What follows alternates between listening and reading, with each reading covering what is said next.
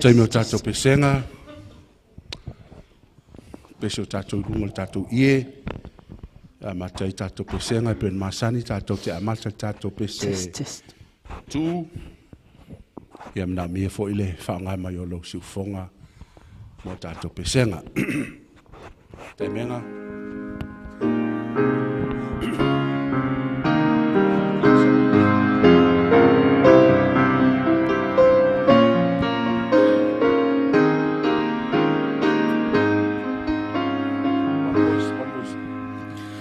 Waia I tātou, lenei wha moe moe, I lea whia mai o Yesu.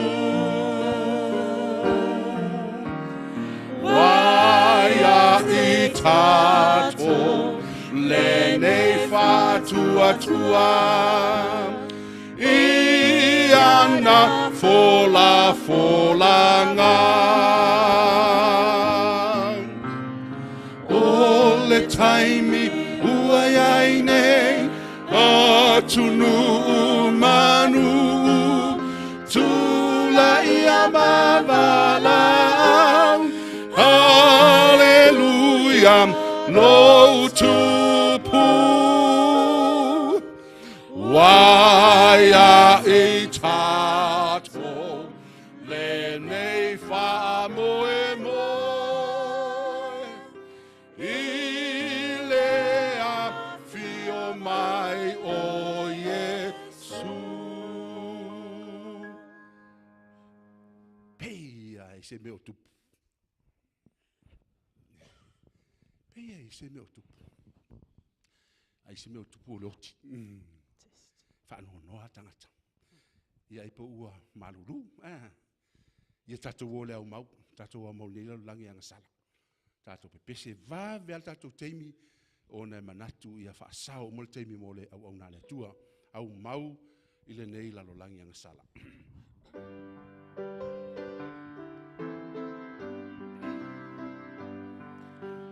Au mau I le nei lalo langi o anga sala. Le ai se le lei o pupuanga. E ai se uo e lambea I mai. O fea walu ia wanau Yesu. O fea walu ia. O fea walu ia. O te sa ili maolai. Be ai se uo e lavea I mai. O fea ualu I ai uana o Yesu. Ia whaftai. Patalo fatu. Mese a eftoa o wa ai ali iai. Tato pesenga le tula fiafi. Fai uta to pesenga le peselea. Tato te fili e muli mo Yesu. Ono tato teimi. I have decided to follow Jesus.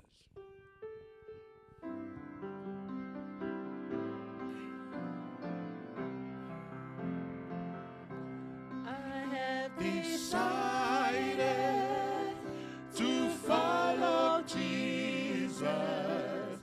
I have decided to follow Jesus.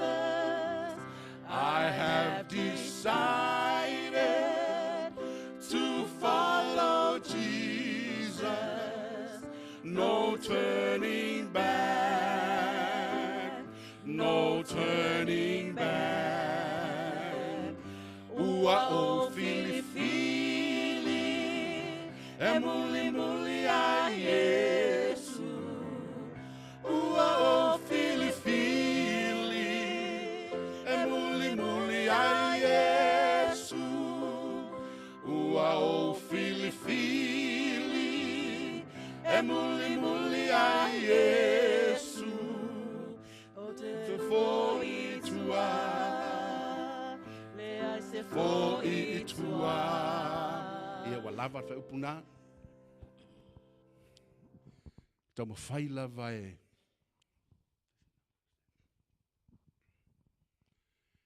whaonga tātou au whai pese. O lo uli ua le kalesia nei, asfitu.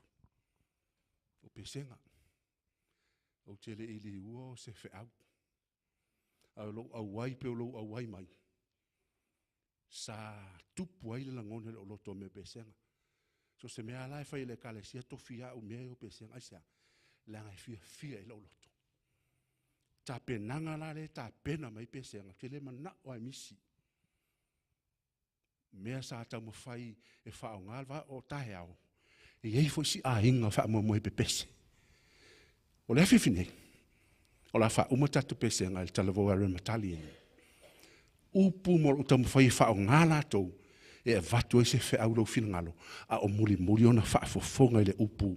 Fola le tua. Rematali eni. A ye si a hinga. Aone misi. E pepese a tau i le teimi la wha penei. Tau mawhai na ia vavea. Tu le taimi atoa le au ona le tua whaftai Rematali.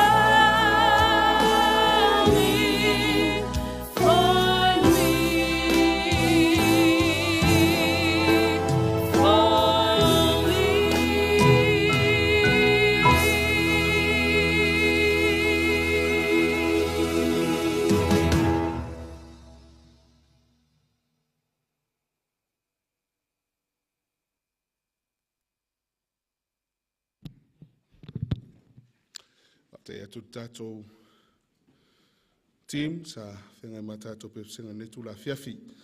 Ia silfo i ona whaafele ai tūlipa ia malmamalu le tātou maftanga ua mwhai ona to ai taunu i tono malmalu le tuan ne fo tū la fiafi. Ia e te tonunga wa tātou no fusauni whaarongolongo fo i mai moa.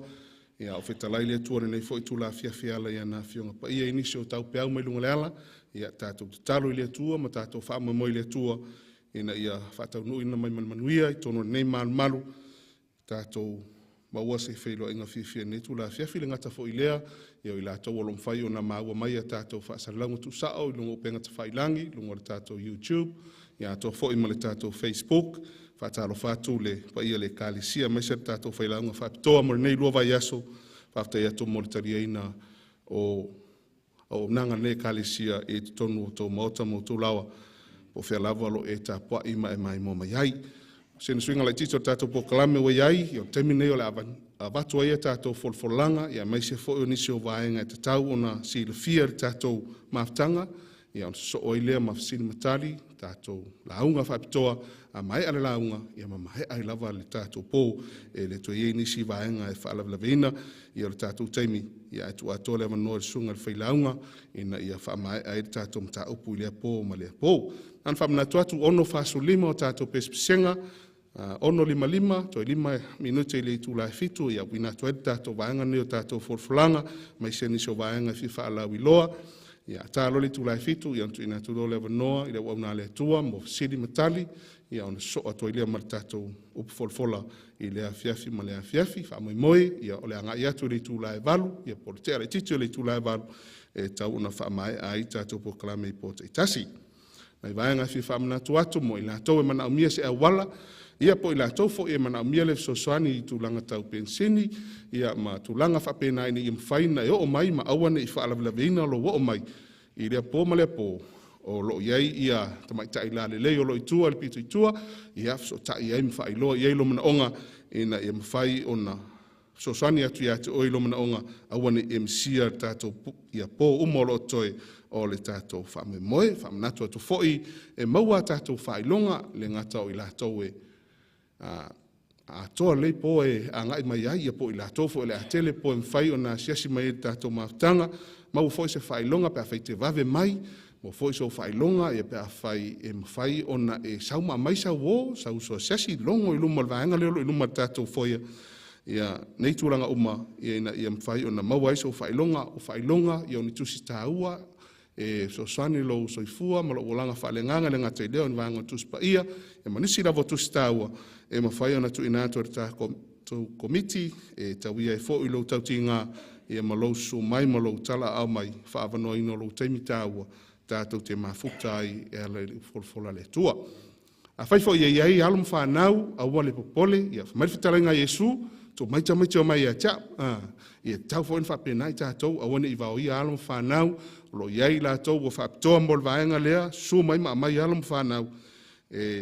Whasino atu e komiti i e vaenga lo iai la tau i la loifo re tātou hō, ma o iei fo i la tau o tō fia whapitoa, mo le vai o i la tau.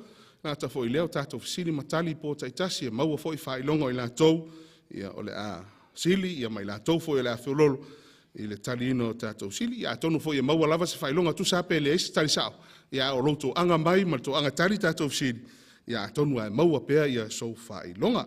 Nā te whailoi la tau o loo ilunga o penga te whailangi, ia whai e eise vaenga e te fia manino ati de ai, so tae mali tātou komiti o nalo i eili tātou pepa whaalau i loa, alwatu ilunga o tātou penga te whailangi, so tae mai, ina ia mwhai ona tātou te whasoai, ia inisi fo i tūlanga i te mana amiese, so swani, ia mana ia lava mataua, ia lau su mai nei maru, tātou mō whaatasi whaamnianga a le tua le pō le pō. Lewo tā tonu lawa li tulai fitu, ia mau tui nā tuloa le wanon nei, i rau au nā le tua mō lana vaenga. Whaatai lawa le whaafonga.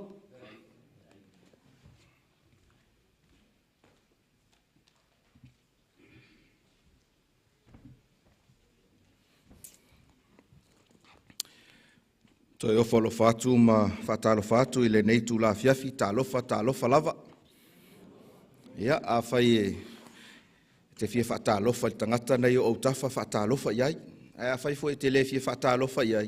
ia aua foi te whatalofa iai, ia whai eise isi o lo mamao, e te masani iai, mai le mea lo e alala ai, talo iai, ma e whai ai, it's good to see you tonight, fia lava ua, bava ai atu ia te oe, i le nei foi i tu la afiafi. O lea ua tātou o mai i le polo na tolu o le tātou maaftanga, mai iai foi lea vanoa e toi whaatalofa ma whawheloa ia tuai le pa ia maua lunga o le tātou au fia, ia ua mawhai o no tātou mafuta i le nei i tu la afiafi, whaafitai whaavanoa ino lo taimi, tā ua, tātou te mafuta i lea pō, ma lea pō. O le taimi masani le nei o tātou fesili, pe a whai ua iailau pepa tali fesili, ia o lea o le a tātou whenga iloa, ia ma tātou fesili. Fesili nei ia o fesili e whaatitau i le tātou mata upu i le pōana pō. A whai sa e whaafonga le lei, ma sa e tustusi i lalo ia nisi o vaenga tāua, e le manatu o le a sa uma foi ia lau pepa tali fesili. I le nei i tu la afiafi. E lima tātou fesili, ia tusi le leilo usuafa, ia ma sauni loa o le a whaaluatua tātou fesili, e te tali mai i le sao po le sese, ia o vaenga i e tali eia tātou sili, si lunga lo au pe a whapeo lo mna umia ia se pepa tali fesili ma se peni, ia a o a ngai mai ia le tātou au whainga luenga, luma i whaamulmole o lo o ieile manaonga, i se pepa tali fesili, whaamulmole le tātou au whainga luenga, ia au tātou sauni e talia tātou fesili. O le fesili mua, whamai le fesili mua, e tolu vaenga sa vaivaina ai le whaalinga sumalwha i le tātou Feau le pōna pō, sao PCC. E tolu vaenga sa vaivaina ai i le whaalinga sumalwha i le pōna pō, sao PCC. Au te tali mai, tusi lalo lau tali i lau pepa, ea muli ane o na tali leo tātou a fesili, nei te iwa mau mai lau tali ai au mai se ia pea mai fo ia sao. Sile lua, whamele sile lua, o Ioane le papatiso e whaasino iai le atali o le tangata. O Ioane le papatiso e whaasino iai le atali o le tangata. Lea sa tātou su e ai i le tātou mata upu i le pōana pō. Sao PCC. Sile tolu, whamele sile tolu. E a fio mai Jesu ma le pale tui i lona au. E a fio mai Jesu ma le pale tui i lona au. Sao PCC. Sao PCC. Sile fa. Whamele sile fa. O le a fio mai o Jesu e i loa ai le mea e te iai e whaavavau. Sao PCC. O le afio mai o Jesu e mautinoa ai ia le mea e te iai e whaavavau. Sao PCC. Ia ma le tātou sili muli e whapea. E lua selenga o lo tā ua i le whaalinga e se fulu ma le wha. Sao PCC. E lua selenga sa tā ua i le tātou Feau mai le tusi o whaalinga ma tā upa se fulu ma le wha. Sao PCC. Ia a whai ele o manino, tātou sili o lo lunga le tātou ie, ia e toi tangtanga iai, ma toi tusi le lau tali, a whai ele o mautinoa, ia tango e mate lau tali, e le lope te ua tauane ai, ia le tari sao, ia ai o le a whapena o na toi au ina tātou pepa tali sili, manatua, tusi manino lo suafa, ne me ane wa tutusa lua ingoa ma seistangata. Ia tango e tuo e male inisio o lou whaai ui le pito i tua. Ina ia i loa tonu ai oe. Ina ia aua ne i avel tangata lea lau pepa e sao umatari. Ia ai ave oe le pepa e tasin me sepe lua foin. Ia ai vala au atu tatou whainga luenga wha mole. E au atu a tatou pepa talifsili. Ai o lea o le a tatou wa ngai loa. Ia mole tali ina. O tatou sili le nei i tu la fiafi. Awa ngai mai lau whainga luenga e au ia tātou pepa talifsili, mawhai fo i ona maua lea wanoa te fesili ai tātou mata upu i lea pō ma lea pō. Tusi le leilau fesili se pepa, tu il tātou lau o loo pito i tua, pito i luma o le tātou malu. Ia o na whapena lea o na tau mawhai tali ina i pōta i tasi o le tātou maftanga. Le lei, a whai ua maea, ia o le taimila le nei, whao ngā ai lo tali leo tele mai i le tali lea sa tu sia ina i lau pepa tali fisili. Fisili mua, whai mele fisili mua. Tolu vaenga sa vai ina ai le whaalinga sifuma le wha, sa o pese, tau le tali tātou, sa o pese, sa o, ia, o le tali, sa o, vaenga mua mai le whai upu mua se i o le whai upu 5, ia o le vaenga lua mai le whai upu ono se i o le whai upu suma le lua, lea whaautua le tātou lua vai asol nei o le tātou maftanga, ma le vaenga muli mai le whai upu suma le wha, se i o le whai upu lua sfulu, lona winga o le tali o le sili mua, sao le lei ia le tali lea. O le fesili lua, o Ioane el Papatiso whaasino iai le atalii o le tangata, sao PSC o le alau tali. Aisea.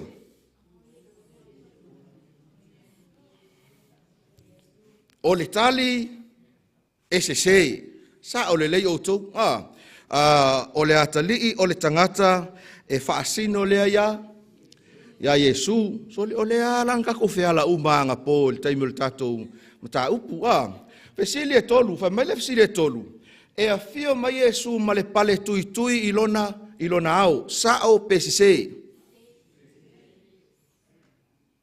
Sao PCC.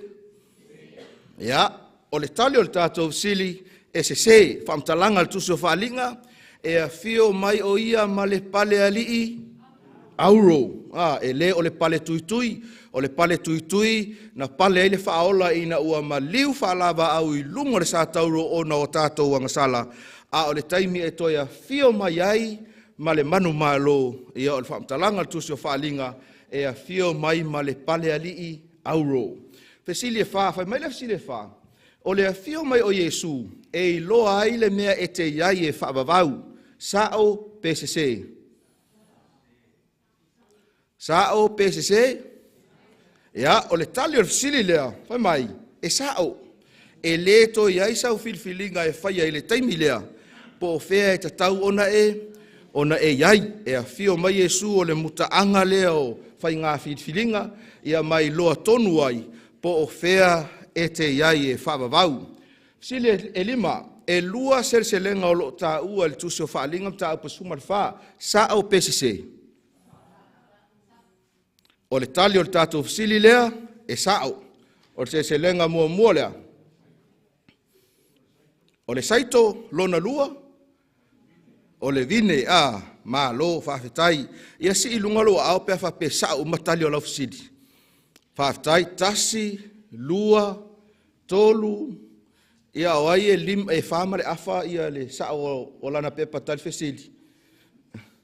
Ia, ele aini afa i le tātou tali ngā fisili, ia na o mō meo tongi ato toa, ia o le naolo iai, mo le atu le nganga wha maloma le nganga wha aftai, ia mo le tali ina o tātou fisili i le pō nei, toi o le pō le nei, ia o le pō tai au, aso lulu, aso tofi asfaraile, ia o na tāo whailola ia o tātou whailonga, ia po o tātou tongi, ia e mauai, ia le tangata e sili, ia ma le sili lata atu iai, ia ma le isi sili e toi titi lava lata atu iai, mo tātou tali ngā sili o le mea lea, ia ua te whaavai, whamalosi, ia mo le tali ina o tātou fesili, ia e maise fo i tātou mata upu, i lea pō, ma lea pō.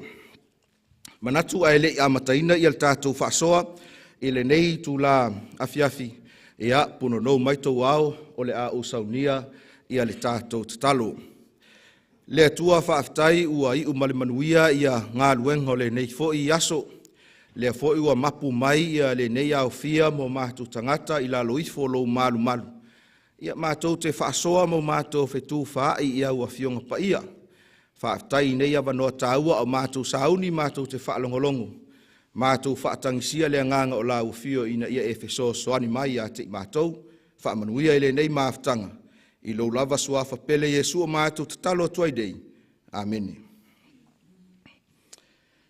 Pei ona o tā ua i le taimi ua sola o le polo na tolu nei o le tātou polo kalame, ia mai toi momoli atuai le nganga whaamalo, ma le nganga whaaftai, i lo o tau whaamalo losi mai, ina ia tātou su e whaatasi i Feau whaapitoa, e patino lava i le tusi o whaalinga, ai maise lava i le mata upo e sifurma le wha, lea o loo o ngā tonu ai, ia le tātou polo kalame, i le nei fo i lua vai aso o loo tātou sāvalia. Sa whaaiu le tātou whaasoa i le pō ana pō, i le manatu e whaapea o loo i le tusi o whaalinga e whaatatau i seleselenga, lea fo i sa maua ia tātou fesili i le nei tū la fiafi. Ma sa tātou awa o ina ai, e lua ia seleselenga, o le seleselenga o le saito matua, po le saito ua afu, ia ato ai ma le seleselenga o le vine moto, o le vine e pei o na tā ua i le tusi o whaalinga, a lona ma tā upu e sefuma le wha. Fai upu e sefuma le wha se ia o i le fai upu e lua se fulu. O nei seleselenga pe a tātou tilo mo tātou vaai ai, e whaasino lea ini vaenga se lua, o tangata ua whaolaina, ia maila tau fo'i ua le mawhai o na whaasauina, o le au amio tonu, ia ma le vaenga lea ua le aiso lātou amio tonu. O le mea moni lava la ua oe i le neitu la fiafi, i lo tātou iai le lalolangi le nei, ma mea o lo tutupu hai i le taimi le nei, e iai le taimi, e whai ai a tātou filifilinga, po whea le tu e tatau ona o tātou iai, mai o te tau atu ia te oe le afiafi nei, e tofu lava i tātou ma filifilinga, e whai lau filifilinga, e whai fo'i lau filifilinga, nei mea ane ua e whapea, ai longa e whai es filifilinga le li ilai tu mai lunga i o, le ai, e whai umalava tātou filifilinga, i le itu e tatau ona tātou iai. O le pōdei e manatu o le a tātou vaai, i le Feau mua whaalelangi, mai le tolu e pei ona whaautu a le tātou polo kalame, mo le lua vai aso le nei, manatua o le autu atoa o le tātou polo kalame, o Feau e tolu whaalelangi. A fiafi nei e fia whaasoa atu le Feau mua, mai Feau nei e tolu, e fe soso ani le ia te oe mhau, ina ia whaingo fie ai ona whai lata ua whidwhilinga. Ai le i o le aso e a fio mai ai lo tātou alii o Yesu Keriso. E a whai e te tilo i le taimile nei, i le au whai pisinisi ma le tele o kampani. Tau te mai tau wina ai e iai le vaenga tā ua. E iai ia ele ngata o ata whaapitoa. E tau mai ai ia lea kampani, ma lea kampani. Ai e iai fo i ma whaamatala ngā pupuu. E tātou te lo ai le tu a i ngā kampani, e iai kampani ia. Se iau fesili atu ia te oe. O le a ia le kampani, e ona ina le loko leo lo tu atu i le pito lea. O ina te tau mai. Amazon, ai ale o ngatonu. Vodafone, ia ma le pito leo lea. Ioi, o lea la e tu te malama i kampani. Ai e iai la ma whaatalanga pupuu e o whaatasi ma ata nei. E lo aia la tō mea whai. E tau i le whaaperetania o le slogan. Ai tau i whaasamoa o le slogans. Ma whaatalanga pupuu ia e pei o na tātou mai tauina. O loo maua i kampani whaateitainga. I le kampani lea maasani ono tōu o ai. E mua e tau atu i le vaenga leo loo i le tulimanu. Le ata lea. Ai tua i lunga ma upu ia. Whai mai ia. I'm loving it. E whaamatala atu ai. E le ngata i le fia i le taumaftanga. Ai fia foi a inga e oia. E o e tā whawhao. Ma whai aia lātou taimi whaapitoa. O le isi kampani. E whai ngofia o na mate ia. pe ava ai ile whaai longa lea whaatau vai pe o se tongi. Ai tasi lava le vai el tangata e malama. Ua i loa i foi, o loa iai mal whamtalanga pu lea e pu e ai mato sina i le vai el tangata. Just do it. O le Nike. Ele ngata i lea. I mene o company e iai ia le vaenga lea po le slogan lea o loo whaonga ina. Ele Apple brand. O le whai maili lato whaamatalanga. Think different. O se mawhau e ese atu mai isi mea. E le tioa e vai nei i mea i o loo ngao sia mai company nei. E ese alo na vaenga mai isi fo i vaenga uma. O le company lea leo lo o sau ai po le mea o le shampoo, o le fasimoli, lea L'Oreal, whai mai la tau, because you're worth it. No wingo kai mi umala e te tango le fasimoli, voi lea la e la e whaongaina. Ia nei mawh, I'm worth it, I'm worth it. Ai o I le to sina ai ia tangata, company lea le tele na o ai tātou le I porua. Johnsonville mai si vaenga, lea e tātou te vaai le sain lea, o le Kentucky Fried Chicken, a lato catchphrase lea po lato slogan lea, it's finger licking good, lono winga, e tau sami ina le moa foi lea lololo, e uma pa o moa maivi a toi aluato e mtamtamai lima, ile mana ia tele, o mea ia, ina ia whapena o na tō sina i le vaai ale tangata. Whai mai e le winga o le upu le slogan, pe e alo e te sua ina. A catchphrase or small group of words that are combined in a special way to identify a product or a company. Whai mai o upu ia, pupu ia sa tātou vaai ai. O mea ia e loa ai le product, e loa ai le mea leo le a e whaatauina. Ai e toi loa ai fo I maleitu a inga company. E au mai ai. E o fo I mene o lotu. E iai fo ia lato slogan. Whate ta inga o le Salvation Army, au mai Salvation Army wai. E loa umai tātou. E lato slogan le whapea, doing the most good. I o lato whaia, ia le mea sili, ona le lei. E loa ai ia le vaenga lea o le Salvation Army. Ai tote sila fia.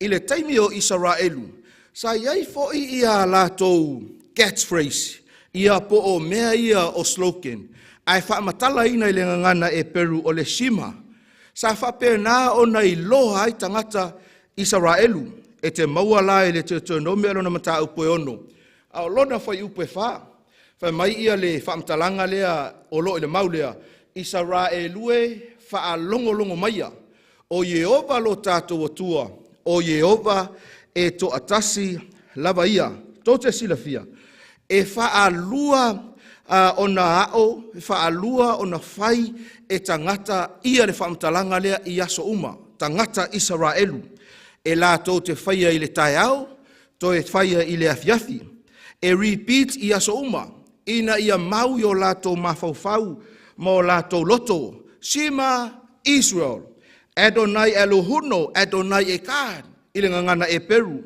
Whai mai ia o tō whaalongo maia, Israelu, o Yehova lo tātou atua, o Yehova e to atasi lava ia.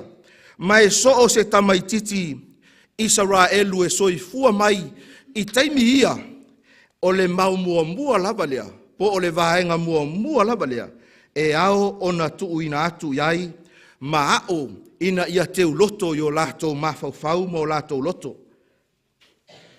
O le ngaluenga la atina, le tūpau tina Israelu, o le lato mele whai, a o sa uni tamaiti e mamoi le po, e ona atu lola ia musu iai, Shema Israel, Adonai Elohon, Adonai Echad, ona whapena lea ona whai, I lea taimi, ma lea taimi, o Yehova lo tātou atua, o Yehova e to atasi lava ia, o lona mafuanga, ina ia aua, ne I ngalo I tangata Israelu, lo lātou atua e to atasi.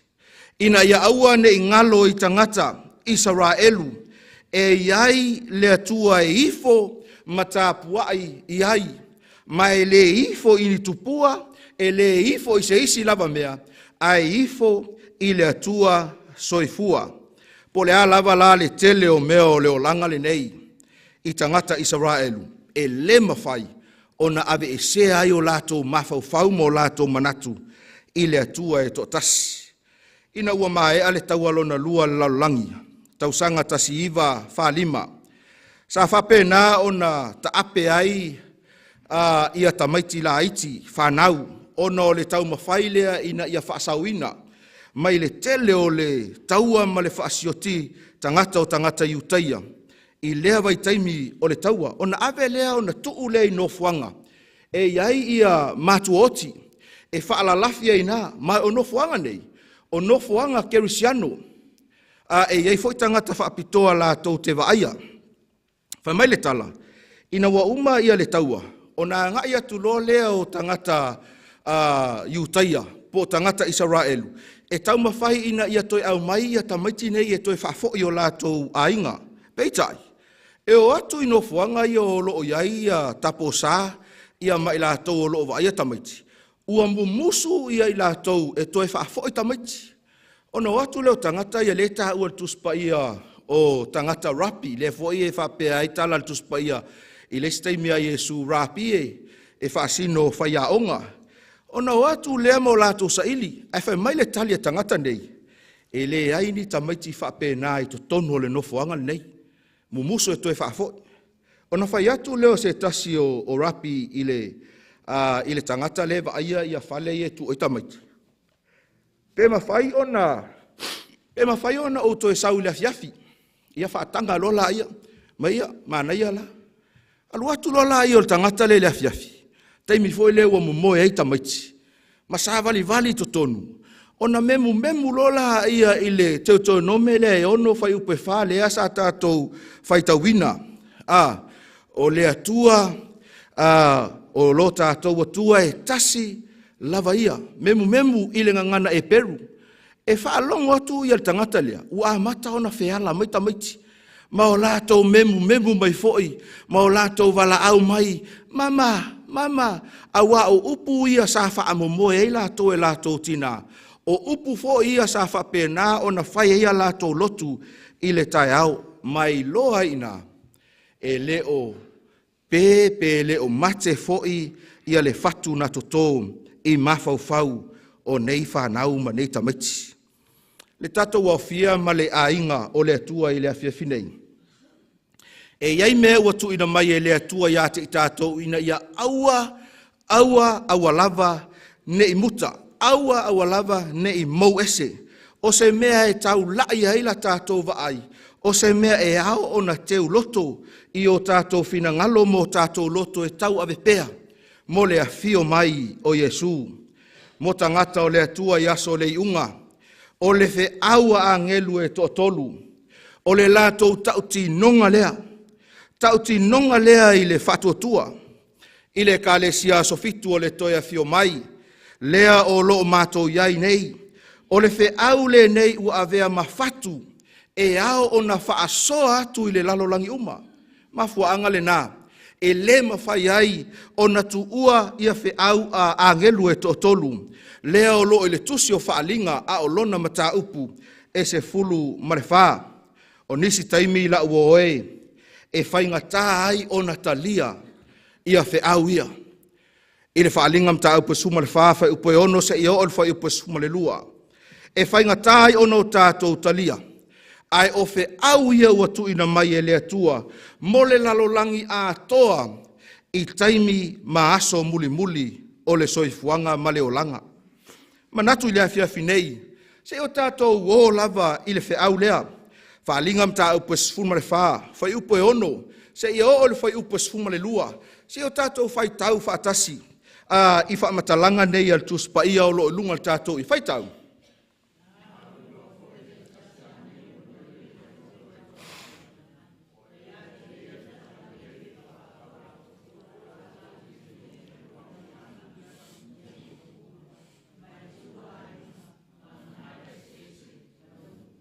Fai upe fitu, whāwau pele tātou whaitau.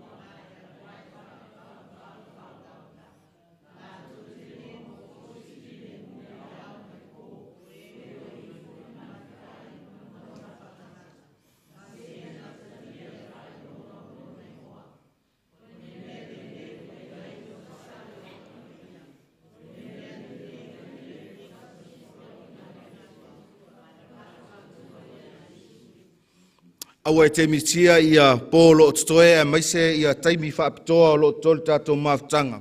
O le a tātou wau ili ai e Feau ia wa uma ona e whaitawina, o le lea foi wa uma ona o tātou wa ai mai le tusi o whaalinga. O nisi taimi o le tusi o whaalinga, e whaapea nisi o se tusi e whaingatā ona suesueina. Ai o te tau atu ia te oe le afia finei, o le tusi o whaalinga o se tusi e whaatumulia i le alofa tu noa o le atua. O le tele o taimi a tātou whaitau le tusi o whaalinga e tatai ngofia o tātou mawhauwhau e manu whe aia sa o tō whaitau ai. Ma isi vaenga o lo tā ua i le tusi o whaalinga o ata whaafatusa. O lo tau mawhai e momoli mai ai i le Feau a le atua. Ai i to tonu o le tusi. O loo nā tia ai le alofa tū noa o le atua soifua. O loo whaatumuina le tusi atoa i le sosia ma le tamau ainga o le alofa silisili ese o le atua. Whaasoa atu e se tasi o ave pasi lana whai Feau e whaapea. Sa au whaitau i le tusi o whaalinga i le pō ana pō. Ina wa uma ona au whaitau iai. E le i maua so umoe. E le i maua sa umalolonga, ua matua ila ngona lo ufefe. Aisea, le anga foe ua amata o na vaai, i ata whaatusa o loo iai le tusi o whaalinga. E la ua oe o le tusi o whaalinga e tumu le alofa tu noa o le atua e mai lava le amatanga se ia o ilona whaaiunga. Whaalinga mta upu mua o na whai upu mua, e te maua i le whaamtalanga e pei o na whaongaina i le pō ana pō, o le whaalinga Yesu Keriso na tuina atu e le atua ia te ia. Whaalinga Yesu Keriso na tuina mai ai. Na tuina mai e le atua. Ina ia whaahali mai ia na au auna o mea e tusa o na vave o mai. Ua awina mai foie e ia lana angelu e whaailoa mai ai i lana au auna o Ioane. O le whaalinga ai o le whaalinga Yesu Keriso tuina mai e aina, tuina mai e le atua, tuina atu ia te ai, tuina atu i angelu, o na alea, o na whaali atu ai lea ia Ioane le au auna le atua, a lea ua momoli mai e le afionga pa ia le atua mo oe maau, i le afia finei lona winga, o le tusi o whaalinga, o se Feau o lo momoli mai le fina ngalo lava o le atua, tuina atu ia Yesu Keriso, ma whaasolo mai ai a te tātou i le taimi le nei. Lona winga e matua i oe le manatu ma le tāofi. O le tusi o whaalinga e tumu i le alofa tū noa o le atua. O loo whaamatala ina mai ai le maa moe na whasia. o Iesu lea. Sila ile foi upu e lima. O lo ilunga le tātou. Ia whai mai o le na lofa mai a te i tātou. Na ia fufulu mai fo'i a te i tātou. I a tātou angasala. I lona lava toto. Whai loa mai ele maule nei la uoe. E mawhai e Iesu o na whaamama, ma whaama ngalo wa tātou angasala. E mawhai. E mawhai e Iesu o na totongi ia le taungata. O le olanga lea sa whapena o na pa maua lalo ai le tangata. Aisea, a wā o le alofa tū noa. E mawhai ai o na whaama ngalo ina. Anga sala sa tātou whaia. O le alofa tū noa e whaamalo sia i tātou i le taiminei. O le alofa tū noa fo'i na te au maia le whaamoe moe mo i tātou i le lumanai. La ua oe ona o Iesu, ua whaasau ina mai ai i tātou, mai le whaasalanga ma le malosi o le angasala. Ai tō te silafia, e iai le aso e ave ese ina ai, mai le lalolangi, o lo whapena o na tawhili sau noa ai le angasala ia te i tātou. E le aso e fio mai ai Iesu, ma avatu i tātou i le langi ma le ola e whaavavau, ua ia sau nia mo i tātou. Fe au atoa le nao le tusi o whaalinga. O fe au e whaatumuina i le lofa tū noa, ma le whaamoe moe e whaavavau. Tau te silafia, o le tusi o whaalinga, ma le fe au mulimuli o loo tūsia, i le whaalinga mata upo e sfuma le whaa, o le fatu lea o le tusi atoa, o le fe au whai mai e whaanati nati mo aso o le iunga, o loo whaatu saina i angelu e Tolu, o loo lele i le tau lotoa inga, o le langi, mai o loo lātou alanga ina le fina ngalo o le atua, i se lalo langi ua matua i maa le pelepe, ma maa sofa i le angasala. Mafua anga le na lele ai le angelu. Whaalinga sumar whaalo na whai upo e ono. Leo le atatou vaaia i le afiafinei. O le fe au mua lea angelu e Tolu. Whaalinga sumar whaalo na whai upo e ono. Whai mai na au iloa fo'i le tasi angelu. Ua lele i le tau lotoa inga o le langi. Ua ia te ia le tala le leie whaavavau. E fola atu i e no nofo i le lalolangi i atu nu uma. Mai tu a inga, manga ngana ese manuu, mai tau mai le tāua o le whiaule nei, mo i tātou, ma le vahenga taimi lea ua tātou iai nei, o se whiau wha nati, o se whiau e mana o mia lona wha soa atu, o se whiau e mana o mia le i loa e tangata uma, le ngata i lea whai mai o loo iai ma le tala le lei e whaavavau. E whaai loa atu e le ngata i nuu uma o i tū ainga o ngā ngana ese manuu. Mai tau mai la ua oe le afiafinei le vaenga a mata o le whiaua a ngelu e Tolu. I le whaalinga e se fulumare wha. E a mata i le tala le leie whaavavau. O le whesili pe aisea. Aisea na le a mata i le langi. Ai se ana le a mata i se isi vaenga i pito sili o na whapena o na tō sina ngō fie ai le mawhauwhau o le tangata. Ai a mata i le tala le lei e whaavavau. O le tala le lei la ua oe i le afiafinei. O le whaavae papa lea. O loo taatia ai fe au o le tusi o whaalinga. O le tala le lei o le vaenga lea e whapena o na tupu mai ai le tele o isi me le lei i le fina ngalo o le atua, mai o le mea moni lava. A whai tātou te le manino i le tāua, ma le loloto o le tala le lei, o lo i le tuspaia, ma le afiong paia le atua. E le mawhai, o na tātou maua le atoanga o fe aua a ngelu e Tolu. E le mawhai o na atoa lo tātou malama, i le whaamasinonga a le atua, pe a whai tātou te le lama, i le tala le lei.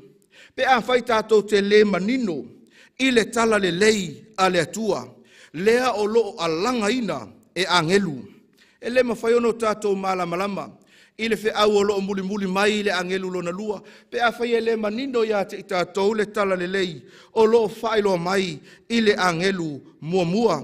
E le mawhai foi o no tātou malama, mo tātou pueina le lapatainga le angelu lona tolu, lea sa tātou whaitauina, pe a whai tātou te le manino, i le tala le lei lea o loo tāua, i le whaalinga se fulma le wha, a o lona whai upe ono. Leo pe le, e le i te i a mata Feau whaale langi nei e tolu, i le tala le lei e whaavavau, leanga o le whaavae mausa li lea. Manatu e le ai ia ni awa onga whaa le lotu ma le whaa e ka lesia, e mawhai ona tō sina i le tangata i le atua, ai ua nā o le tala le lei lava a Yesu Keriso. O le fasili, o le a le tala le lei. O le a le winga o le meo le tala le lei. E le manatu a tātou malama, la whala wa itele, e whaatatau i le tala le lei, ia Yesu Keriso. E tele fo itali ma whaamatalanga ua whaia e whaatatau, i le winga o le tala le lei. Peitai. A tonu o le tali manino e maua i Kalevario, i le nofuanga sa whaasa tauro ai, Yesu, e iai le manatu, e le ai lava se mamao, o le mea lea sa tupu ia Yesu, i le sa tauro, e va a Yesu ma le pangota, sa whaasa tauro whaatasi maia. Ona o le ti ngā o le nei whaasalanga o le whaasa tauro ina. E tele tali e mawhai ona tali ai Yesu ma pangota, pei fo o tātou. A ave o ele whale mai, fo ele wa e la vea ti ngā ina. E tele fia tali di upu. E whai atu da ngata rai te oi mai, au oi fiola, e pawaia, au oi ti ngā. Ai ina ua whaalongolongo atu le pangota lea o lea ai. E se atala le isi pangota. A o le whalongolongo atu le pangota le la talata atu ia Yesu. Sa ta tauna tali Yesu i le tinga, tutu i ona a au, o ona vai o le pale tui o lo whapena ona i lona au, mai o lo tafe mai ei le toto. Ai whaalongo atu le pangota lea, tali Yesu le talu. Whai mai Yesu, lo utamai, ia e whaamangalo ia te ilatou. A wā ua lātou le iloa, le lātou mea ua whai. Ina ua langona e le pangotālea, ia le talia Yesu, ona o ti ngai lungo le sātauro, e tolu mea sa whapena ona tupu le pangotālea, mua, sa ia talia ina lona tau salaina, sa ia whape ifo i lona loto, o au o le tangata e ia usala, sa o ngoi, sa o pepelo, sa tele mea leanga sa o whaia, ua tataua ia te au le whasalanga lea. Lona lua, sa talia ina ai le pangota lea, o le tangata lea o loo la whaasa tauro whaatasi, o le tangata ami o tonu, o ke riso o ia o le tangata e le ai sana angasala, na ia talia ina, le ami o tonu a Yesu ke riso, ma le lona tolu, sa iloa e le pangota lea, e ui lava na te le mawhai ona ia maua ina le whaolatanga. Ai sa ia ole maungani atu ia Yesu. Sa tau atu ia ilo na manaonga. E o ilo malo mana tua mai au. La ua oe ile afiafinei. O le tala le leile na mo le pangotalea. Whamtalanga Yesu, whaima Yesu, o te whai atu ia te oe nei. O te whai atu ia te oe ile taimi lea ua tātala noa ai i lungo le sātauro. O te whai atu ia te oe, tā te whaatasi ma oe, ile mālo o le atua. Ile tuse le apostolo Paulo, ile ekalesia i Korinito. Sa whaamatala i le apostolo Paulo, ia le tala le leilea e whapea. Mua Korinito mta au pasfuma le lima lona whai upu mua ma le whai upu e tolu, se o tātou whai tau whaatasi, whai tau.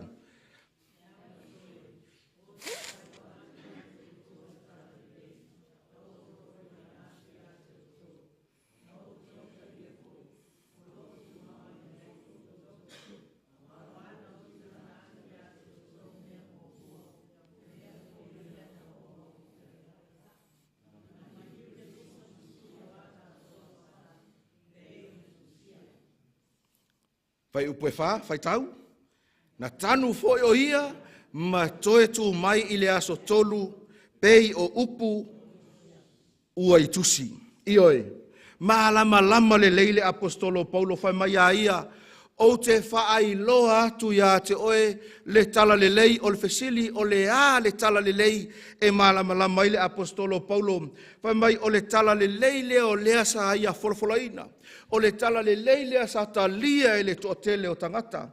O le tala le leile fai mai o Yesu Keriso. O ia na maliu matoe tu mai mo ata tou angasala. Tō te silafia. A fai o Keriso na maliu a ele toe tu mai. E le ato atoa le tala le lei. Pei tai fai mai whamtalanga le apostolo Paulo e le ngata na maliu o ia, na tanu o ia i le tuunga mau, ae na toe tu mai o ia i le ola. Le kalesia ma le aufia. Manino le lei Paulo i le tala le lei. Maliu o Keriso mo ata atou wangasala. O lona toe tu manu malo mai, ma le iai pea o lona alofa, mo i tātou. Mea nai ta o le tala le lei. E le ai se isi tala le lei. I tu atu o le tala le lei lea ua whailo mai. E le tuspa ia. Ma e le ai fo i se isi oli tātou te maua. I tu atu o le tala le lei. Ua whailo mai e le apostolo Paulo. I lana tusi le ekalesia i Korinito. Tō te silafia o le tala le lei o se whaamanu yanga lea. O se whaamanu yanga lea mo so o se tangata. Ina ua whaasau wina mai e Yesu i tātou mai le whaasalanga o le angasala. Mai o le mende o le angasala. E oki umakaku. Amene. E le ai se isi o i tātou e sao mai ai. Peitai. Ina ua maliu Yesu matoe tu manu malo mai. O ina ua tātou maua ai le whaolatanga. Tātou maua ai le tala le lei. Ya Yesu Keriso. Whatumuina e Keriso leo langa ma le loto le apostolo. Taimi umalava sa avea ai o ia ma whailaunga. Ma se tasi na te fola ina le afionga pa ia le atua. Sa o ngā totonu i lana ngā luenga tā lai ma lana ngā luenga moli mawatu. Le tala le lei lea ya Yesu Keriso. Le tala le lei sa whaasa tauroina. Ma liu Keriso ina ia tongi ola ina ai i tātou mai a tātou angasala. Mai whai mai a ia o loo unofo ai tā lafu i lea lofa tū noa o lea tua. O te lei loa ia te oela ua oe lea fiafinei.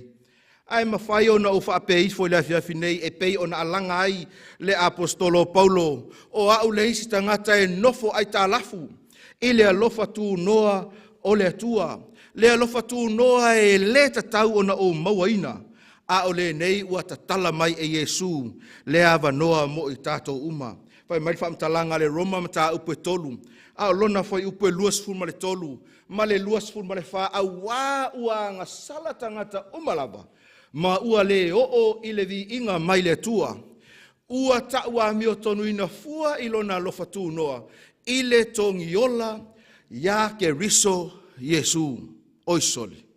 Ia le walaki a kuai maau i le vārea. Ia le wa tātou manuia tua i ma tātou. Aisea, ona o le alofa tū noa o le atua. Ai whai mai lal whai upu e luas fuma le lima. O le ua tu ina mai i luma i le atua.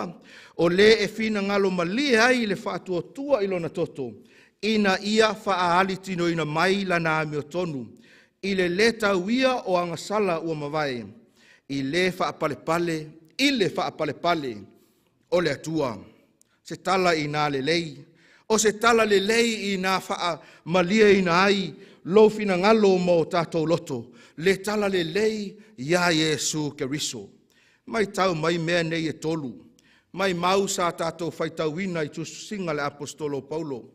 Mua whai mai ua taua amio tonuina i tātou i le alofa tū noa o Keriso. Taua mio tonuina. Po le ale tele o tātou wangasala mo tātou sese. Ai a oina o tātou talia ina mo tātou o mai ia Yesu. E whapena o na taua mio tonuina i tātou.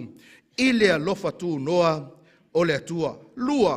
Whai mai o le alofa tū noa, o le tautinonga lea, o le amio tonu, o le atua. O le tautinonga is a declaration of God's righteousness. E whaai loa tuai lona amio tolu, ona o le alofa tū noa, ua taua amio tonu wina ai I lato uma, e tali tonu ya Yesu Keriso. Si I mailo a aope a whai o oio stangate tali tonu ya Yesu Keriso.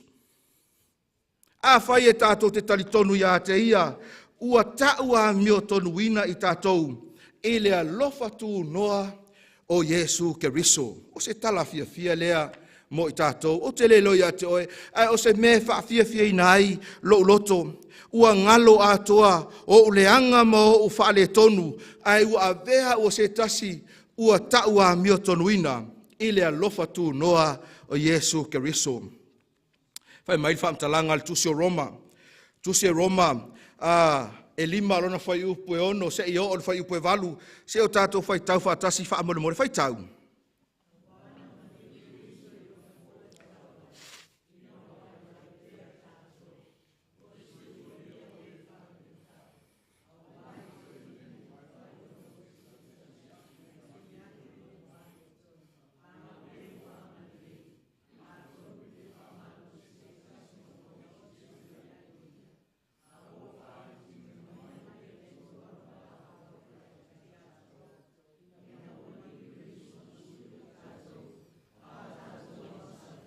Amene. Tā ua le whaamtalanga le apostolo Paulo. Whai mai nā maliu ke riso I ona po e te tauai o le alo na winga. Nā maliu ke riso I le taimisao. Nā maliu ke riso I le polokalame ma le fuafuanga le atua. Ina ua le ai se tasi e mawhai ona ia to tongi ina. A tātou anga sala. Ai whai mai le whaamtalanga e tā ua. E te maua I le vaenga muli o le whai upu e walu. Whai mai. Ua whaaali tino ina mai e le atua lona lava halofa. Ia te I tātou ina ua maliu ke riso mo I tātou a o tātou anga salapea. E ui lava e iai taime tātou te to I lalo ai mo tātou se. Ai le tāu fia ai le taulanga Yesu ke riso. E le tāu fia I le lofa tū noa o le atua. To Silvia. E le whaatali le alofa tū noa o le atua, se e le lei o na tupu lea. Le ai. E le whaatali le alofa tū noa o le atua, se I amio tonu le whaife au o na tupu lea. Whai mail whamtalanga le tuspaia, o le alofa tū noa o le atua na tupu, a o tātou wanga salapea. O le tala le leile na e whaavavau, la ua oe I le afia finei. Tala le leile na e whaavavau o loo tau tala ai Ioane le tusi o whaalinga. O loo tala noa e le ngata o le taimi ua tea. O loo tala noa I le taimi nei. O loo tala noa I le taimi o iluma. Pe au tātou to ilalo mo tātou se. Leanga o tātou e le whapea o tātou ni angelu, amene. Li liu tangata na mai whai ei, e le oe se angelu. Whai ei, e le oe se angelu. Ia nau whai atu tangata na, pape ngā fo ioi, e le oe fo se angelu. O le winga o lea whamatalanga, e tātou te paha uma o tātou to ilalo. Ai di ia le atua, ua uma o na whai e Yesu Keriso, le taulanga mo a tātou, whaale tonu ma tātou angsala. Ai le whapela, ua uma o na whai o na e pule ala I o leo langa te holai. E le whea mo Yesu, amene. E ai, whai mail whaamtalanga o le tala le lei lea e whaavavau. Lea na moli atu e angelu o loo whape nao na whaai loa mai. I le whaalinga mta upe sfuma le whaalo na whai upe ono. O le tala le lei e mo mia le whaai loa atu I le lalo langi atoa. I atu nu uma, o I tū ainga, manga ngana ese manuu. O le whaatino ino le vaenga pe ao o ino tātou whaasoa atu le tala lei. Ua whaatau nuu ina ai upua Yesu. Lea o lo le mātai o e lua sfuma le valu whai upu sfuma le iwa. Male whai upu e sfuma le iwa. E whaapea. Ua tu ina mai a te au le pule umalava I le langi. Male lalo langi. o le nei ia o tō atu e whai nuu umalava masoo. Fina ngalo le atua, mo i tātou o tātou langona, mo tātou i loa le tala le lei e whaavavau, e au o nau tātou whaasoa atu. Au te ai ul tala le lei, e leo se tala le lei a le ka le sias fitu al toi fio mai. Ma tala le sto ina, e leo se tala le lei al tau ainga. O le tala le lei a le atua. O le tala le lei na ui mai ia Iesu Keriso. O le tala le lei e ao o no tātou tūlai, mo tātou alanga atu i se taimi whaanatinati, ma se taimi vavelava. O le so fina ngalo, ai wala au le atua ia te oe, e te tau aveina lea tala le lei. O le wala awa Iesu mo oe mau lea fiafinei. E le ngata ina i o tātou talia le nei tala le lei. Na maliu Iesu e to tongi ai a tātou wangasala. Na toe tū manu malo mai o ia mai le oti. Ai o loo iai pea mai tātou i lona lofa tū noa. E le ngata ina i o tātou talia ina le nei tala le lei.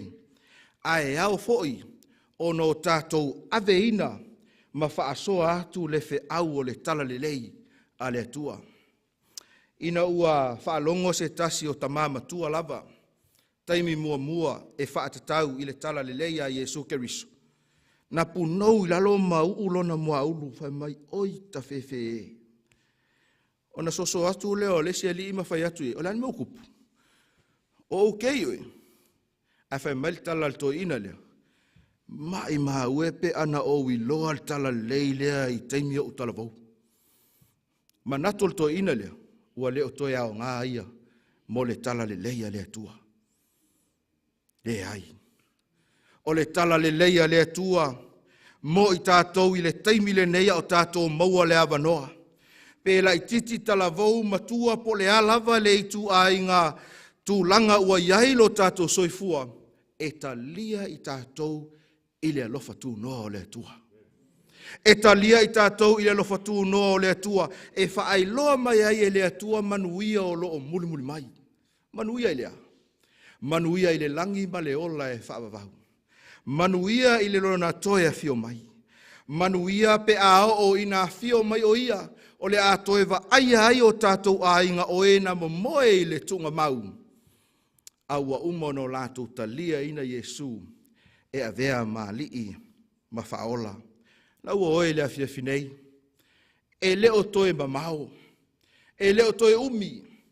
Pe a tātou mai tauina i le soifuanga ma le olanga o lo e soifua ma o wola ai, ua whai lava si televave a alfesili, pe whaamata ea o le unga lea o oe mau i le nei lalolangi. Ai o lo whaatali le atua i le taimi, tātou te foi atua ia te ia mo tātou whape atu. Le atua o au le nei whao ngā hau, e mo moli ai lau tala le lei e whaavavau. Awa ngai mai leo fai pese langi ina, le vi ingo le atua. Malau lia oi le nei tu la fiafi e te whaafonga i upo le nei vi inga. Ma e mana tu natu lo loto ifo i lo loto. I le tāua o afionga le atua. I le tāua o fe au whaanatinati a ngelu e tō Tolu. I le tāua o le tuina atu o le tala le leia Iesu Keriso. Le tala le leilea o Iesu na maliu mo tātou angasala. Ua toe tū manu malo mai o ia, mai o loo alofa mai pea ia te oe, ma aui so se taimi, i le nei lava i tū la fiafi. Whafonga i upo le vi ingo le tua.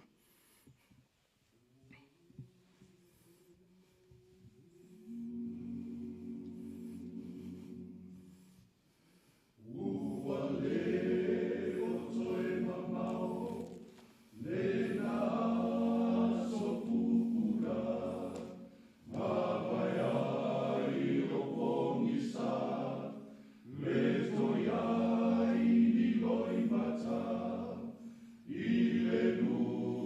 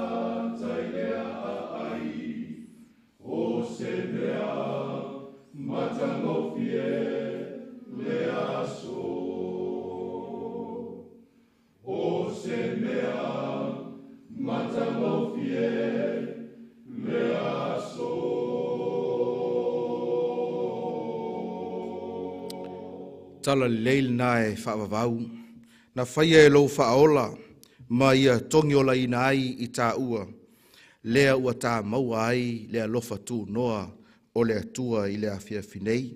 E le aso ma le taimi, e te lua sāva vali ai maia, pe a whai tātou te talia ina o ia, e a vea matupu ma whaola i lou soifua ma lo ola. O le a tātou te talo. Le tua lo mātou ta mai o le langi. Whaafetai ia ua fionga paia. Whaafetai upu o le ola. Whaafetai i Feau e whaamanatu mai ai a te i tātou. E leo toi umi le savalinga i le olanga nei. Pe a mātou vaava ai whainga tā o ti ngā ma meo lo tutupu. E le ai se isi mātou te maua ai le māpusanga i o mātou wanganga. Ua nao laua fio lava. A vea le nei Feau le atua, ina ia teu i o lātou fina ngalo mo mātou loto. Ina ia o mātou tali atu i le tala le lei wa uma ona e saunia. E ala lea e lo wha moe moe ma loa lofa tu noa mo i mātou. Wha manuia i le nei au fia, wha manuia ia te i mātou uma lava o lo maua le nei a avanoa, mātou te wha longo longo iau a fionga paia. I lo lava suafa pele Yesu ke riso o mātou te talo atua nei. Amen. Whamalo ma le whaaftai le tātou maaftanga i le nei tū la fiafi. Ia, o te iloa ua au mai e fwoi mal tātou a polokalame i lona Faiaoga. Ia, o le te talo ina ia momoli atu i le atua lo o tō soifua. I le aso a tai au, ia tātou whei loa i fwoi le taimi masani. Ono whalima, ia pol toes 5 minuti o na tāle o leitu lai fitu, ia mo tātou pesenga i pei o na masani ai, ia au maisa uo, au mailo ainga, ia tātou te whaalongolongo ai i le Feau, i le fiafia tai au, ua whaautuina o Yesu, ma le whaamasinonga, aua ni emisia tō wha soifua.